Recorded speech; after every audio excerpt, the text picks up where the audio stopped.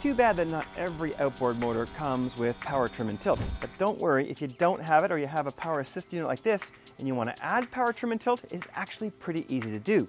Panther, who develops all kinds of power steering systems, they have a very cool electric power trim and tilt system, several of them actually, and today we're going to install a Model 55 on this F40 and see how easy it is to install yourself.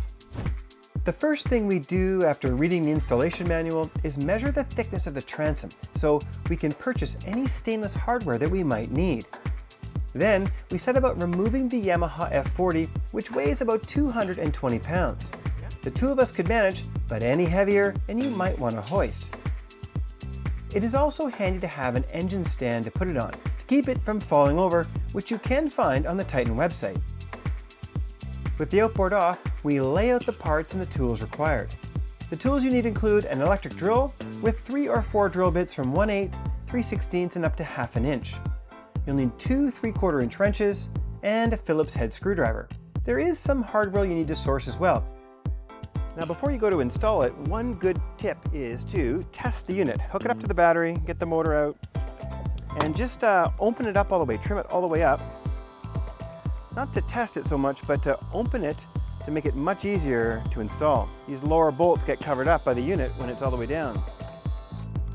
So now you can see we have access to top and bottom bolts.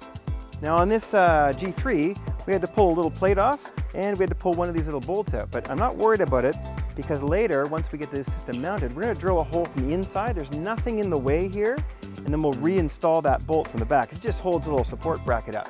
So you just want to make sure there's nothing in the way, there's no bolts in the way, there's no silicone, we cleaned all the silicone out, that you can mount this against the flush part of the transom.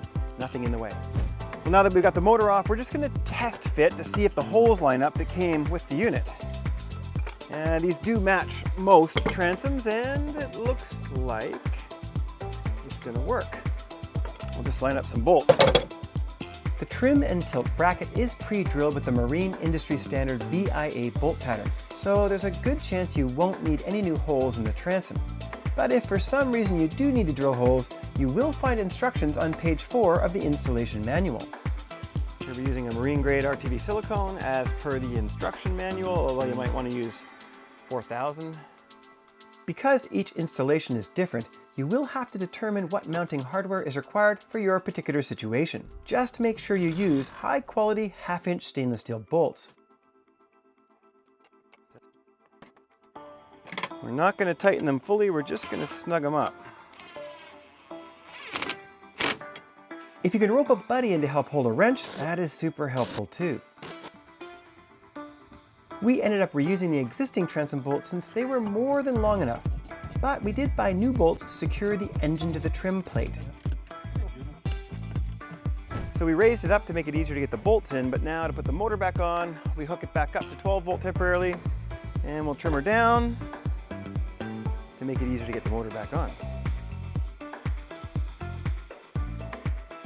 Now you'll notice when it's on the right way that the lip of this, where the motor's going to be mounted to, is a little bit higher than the transom, but when you're trimmed down, the level should be relatively the same. However, we did check how far off the ground the skeg is, and we're going to make sure to use the same motor mount to get the motor in about the same spot. Secure each bolt with a nylon locking nut, making sure you tighten each nut evenly without over-torquing. If your motor bracket does not match the standard BIA bolt hole pattern, you can drill additional holes into the bracket to match the mounting holes of your motor bracket. Once the motor's mounted, there's not much more to do except mount the control box with 2 provided screws and attach the tilt mechanism. We're going to put it on the side of this seat bracket, this little transom bracket, so we don't punch any more holes in the transom. I don't know if we have to punch a hole first. Nope. We need to drill a hole first. All right. Control box mounting. Somewhere out of the way. I like to protect it from the rain. It's pretty thick aluminum. Now the switch mounting location is very personal, and in this case it makes a lot of sense to mount the switch right on the gunnel next to the driver so that you can operate the tiller and the trim at the same time. So what do you think, Andrew? Where do you want it? Right here. Yeah? So you want to try and mount it right there? Oops. I think we can just Velcro it. Yeah. There's zip ties, but actually I got some really good two-side sticky tape. Okay. GoPro tape, we'll use that. But to do that, we're gonna have to run this wire underneath one of these little compartments. So we're gonna drill another little hole, but not through the transom, just to feed this wire and keep it completely hidden and out of the way. Oh, we made an existing hole work. With the switch line routed, it was time to connect it to the control box and the actuator, and then the battery. So we have slightly corroded terminals. I like to clean them up only because if you get a problem with the electrical later, it's usually due to a bad ground. And the bad ground is usually due to corroded terminals. That's where that dielectric grease comes in handy.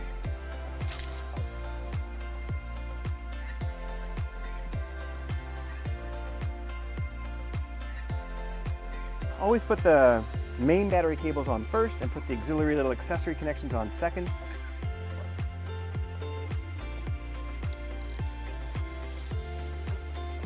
We probably could have drilled another hole, dug out some of the foam, and buried the rest of the cable under the cover, as long as we don't pinch it.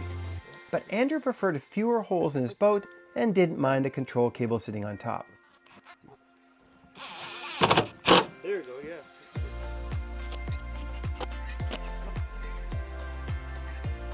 Now, because this thing is very, very sensitive and can run in small increments, there's a little breather tube that you need to route somewhere where it's never going to get water in it. And the best place to route it is up inside the motor cowling. And we're going to go right through one of these existing little grommet spots. So pop the cowling off.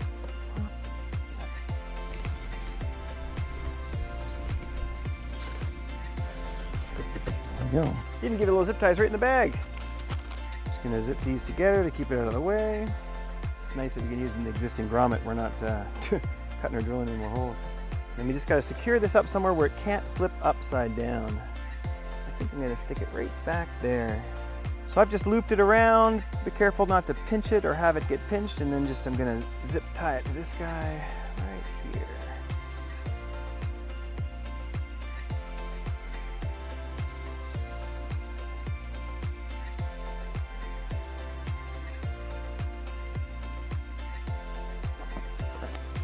And that is it. We are done. The only thing left to do is test her out in the water and see how it works.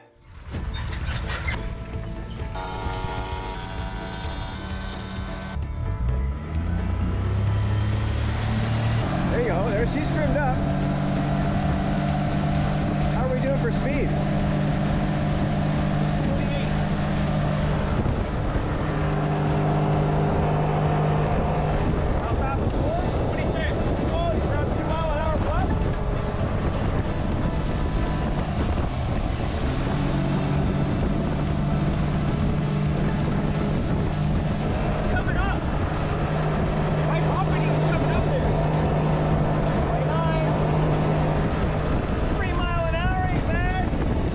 Being able to trim the engine up allowed Andrew's boat to gain 3 miles per hour on top with a better hole shot to boot.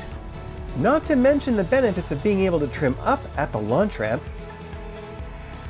All in all, we managed this install in about 4 hours, plus the part shopping of course.